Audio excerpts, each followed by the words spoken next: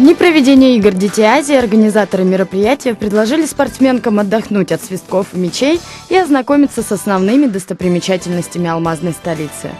В ландшафтно-этнографическом комплексе «Земля Аланхо», где уже второй год подряд проходит районный праздник лета Исаах, мирнинские артисты провели для гостей национальный якутский обряд «Алгыз», а затем угостили спортсменок и их наставников белопенным кумысом. Это праздник встречи лета после долгой зимы.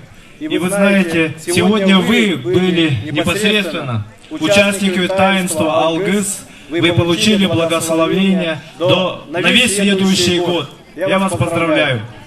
И, конечно же, все присутствующие собрались в большой хоровод, чтобы исполнить самый известный танец Северной Земли – Асуохай.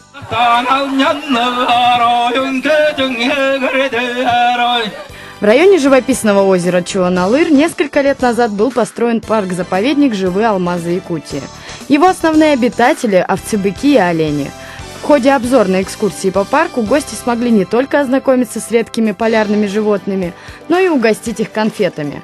Поездка по известным местам Мирного могла бы продолжиться, однако завтра волейболисткам предстоит очередной ответственный этап соревнований, к которому нужно основательно подготовиться.